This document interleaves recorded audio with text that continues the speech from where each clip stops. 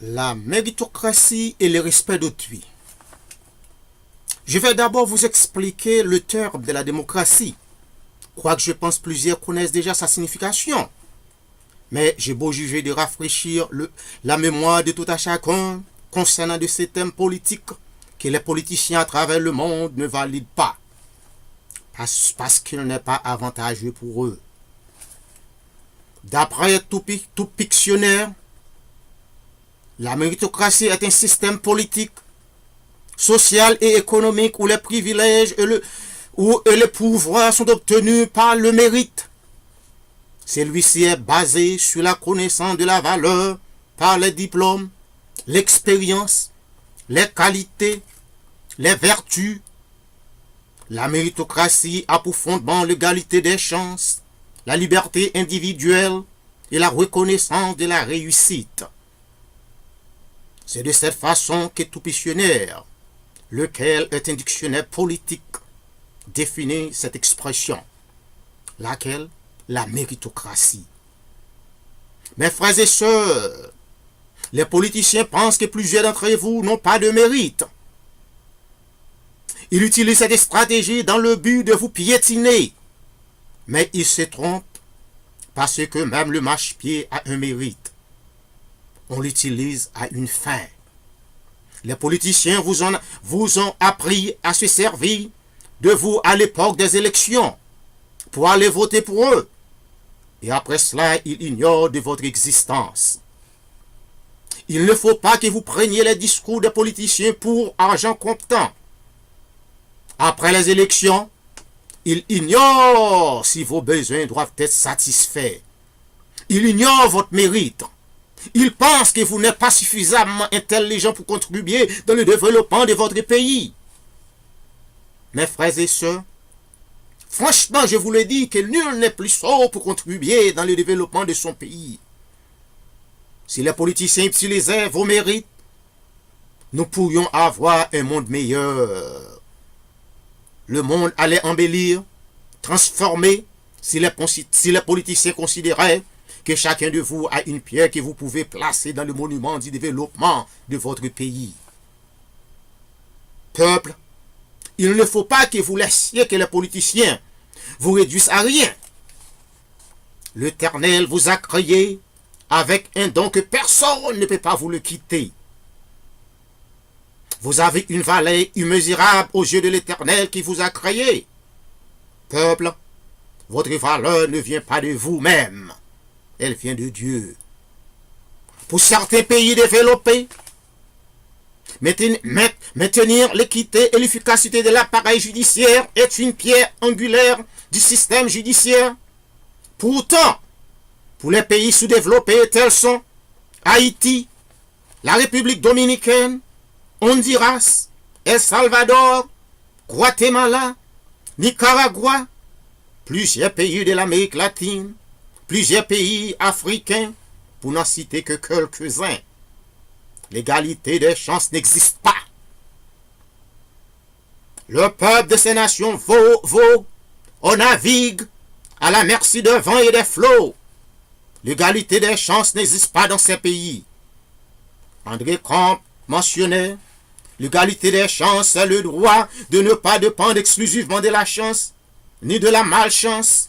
C'est le droit égal pour chacun de vous ses preuves d'exploiter ses talents, de surmonter au moins partiellement ses faiblesses. C'est le droit de réussir autant qu'on le peut et qu'on le mérite. C'est le droit de ne pas rester prisonnier de son origine, de son statut. C'est l'égalité, mais une justice anticipée et anticipatrice. C'est de protéger l'avenir autant que fait se peut contre les injustices du passé et même du présent. Pour certains pays développés, maintenir les qualités et l'efficacité de l'appareil judiciaire est une pierre angulaire du système judiciaire. Pourtant, que les pays sous-développés tels sont, encore je vais répéter les mêmes pays, Haïti, la République dominicaine, Honduras, Guatemala, El Salvador, Nicaragua, plusieurs pays de l'Amérique latine, plusieurs nations africaines, pour n'en citer que quelques-uns, équité judiciaire, l'indépendance des juges est une pierre d'achoppement. Les gouvernements de ces pays, y compris les juges, semblent détachés de l'intérêt commun. Par exemple, je ne veux pas dire que l'ex-président d'Haïti, M. Jean-Bertrand Aristide, est un saint. Je n'ai aucune intention de parler en sa faveur. Mais j'ai une responsabilité morale pour dire la vérité. Le complot pour l'arrêter, l'ex-président Jean-Bertrand Aristide, est une faille judiciaire. C'est un complot politique. Et cette dernière n'a rien à voir, n'a aucune corrélation avec la justice.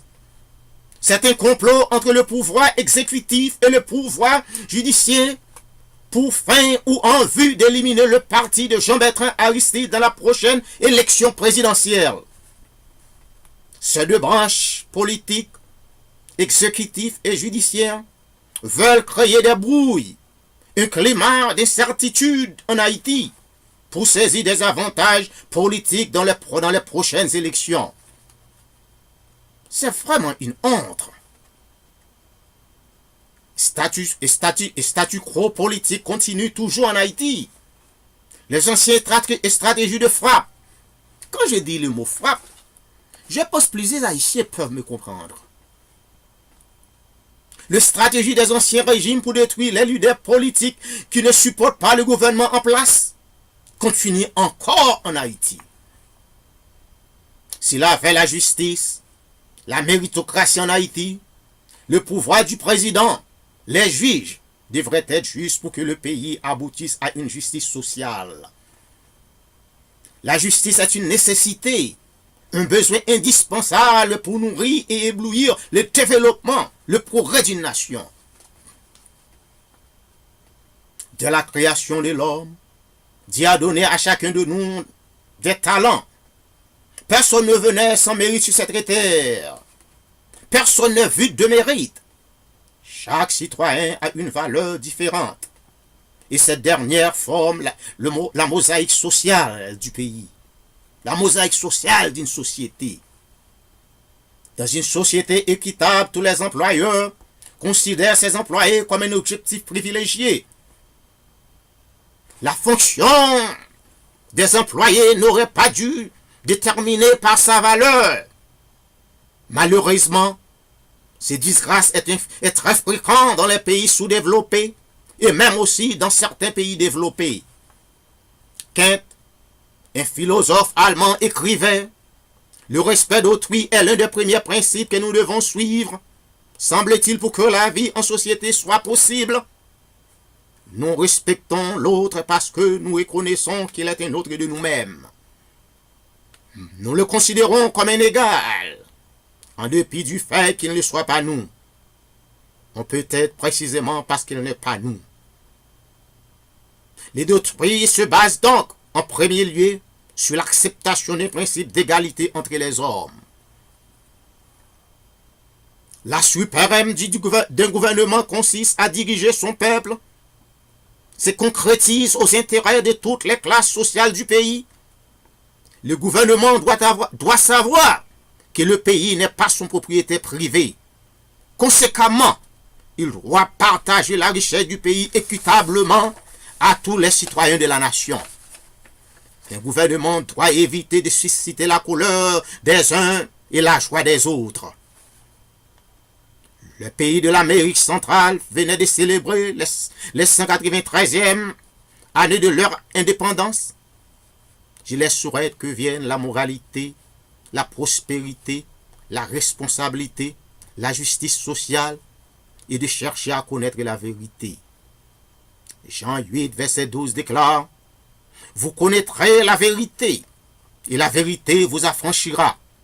Que Dieu notre Père et le Seigneur Jésus-Christ vous accordent la grâce et la paix. Amen. »